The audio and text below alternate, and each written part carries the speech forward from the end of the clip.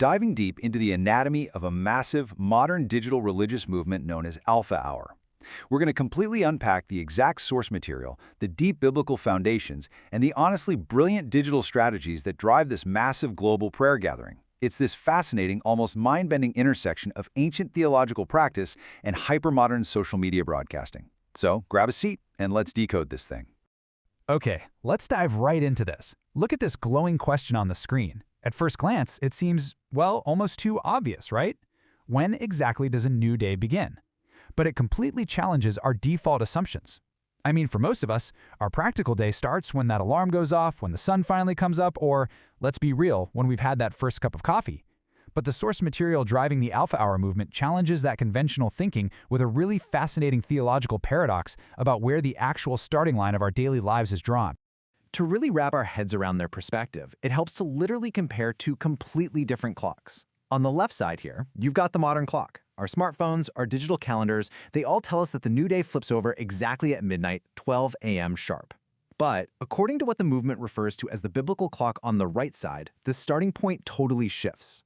The organizers point directly to the book of Genesis, which states, "And the evening and the morning were the first day." The logic here is incredibly profound. Biblically speaking, a day doesn't actually begin with the sunrise, it begins with the evening before the morning. So when you align that biblical definition of a day with our modern 12 a.m. clock, midnight suddenly isn't just the middle of the night anymore. It's the absolute, literal starting block of a brand new day. Which brings us to our first section, the biblical foundation, Mark 1:35. Let's look at the exact text that serves as the engine for this entire movement.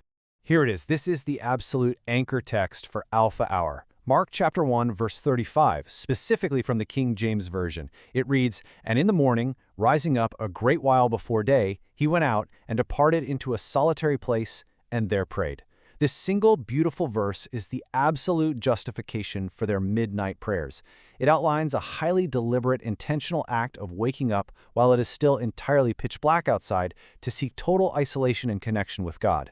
And that specific biblical foundation, it translates directly to the schedule for the movement. Alpha Hour runs precisely from 12 a.m. to 1:30 a.m. The entire philosophy here is all about giving the first part of the day unto the Lord. The organizers explain that it's a profoundly beautiful thing to be able to say, "God, we are thankful that you have awakened us, and we are giving you the very first hour of our day." It's this dedicated, intentional sacrifice of time right at the exact moment the modern and biblical clocks align.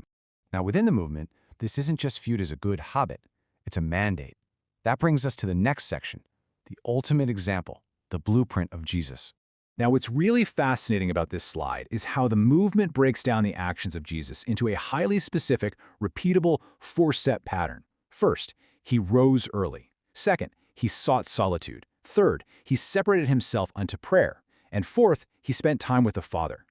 The source material heavily emphasizes that Jesus demonstrated this precise example before he ever asked anyone else to follow him. And crucially, this is key, he executed this entire blueprint before the crowds arrived, before his daily ministry activities started, and way before the heavy responsibilities filled up his schedule. Which leads directly to the central, incredibly thought-provoking rhetorical question of the movement. If Jesus Christ, the Son of God, found it necessary to pray, how much more should we make prayer a priority in our lives? This question is carefully designed to foster a really deep sense of dependence upon God among the movement's followers, who are known as Alpharians.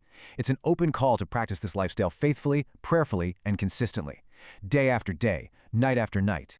So, okay, we've got the ancient biblical theory down, but how does a modern movement actually execute a massive midnight gathering on a global scale? Let's move to our final section, joining the movement, the digital execution. Check out this glowing timeline. While the live event is definitely the focal point at midnight, the organizers clearly recognize the absolute logistical hurdles of modern life. So, they've structured a daily schedule that includes rebroadcasts at 4:30 a.m. and again at 12 p.m. noon each day. This is super smart because it ensures that followers from completely different time zones or, folks with shift work schedules can still join, pray, and fully participate in the movement on a consistent basis. And this brilliantly illustrates the true power of Alpha Hour's modern expansion. Under the leadership of Pastor Elvis Agiyingman, Lady Counselor Mercy Agiyingman, and the Ayaaaaaaa team, the movement literally leverages every single major digital platform available. We're talking TikTok, X, Instagram, Facebook, and YouTube. They encourage followers to just simply search for Pastor Elvis Agiyingman to jump in, but honestly, the real viral engine behind this, it's peer-to-peer sharing. Followers are heavily encouraged to share the broadcast links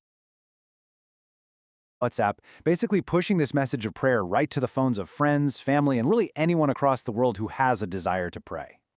All of that massive digital coordination culminates in this explosive, incredibly high-energy catchphrase you see right here. Every day with God is every day in victory, followed up by the movement's unmistakable battle cry, Ayaaaaaaa, usually accompanied by the fire emoji. I mean, this isn't just a catchy slogan, it serves as a unifying digital banner.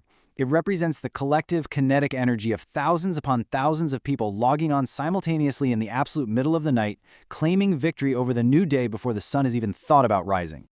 So, here is the absolutely crucial point we should take away. When we look back at the full picture of Mark 1:35, Alpha Hour serves as an incredibly potent example of taking an ancient, deeply solitary practice, rising a great while before day to pray, and just completely amplifying it through the global megaphone of modern social media. The technology routing it all is brand new, sure, but the blueprint they're actually following, giving the very first hour of the day to the Father, is quite literally millennial old. Which brings us to a final, kind of provocative thought.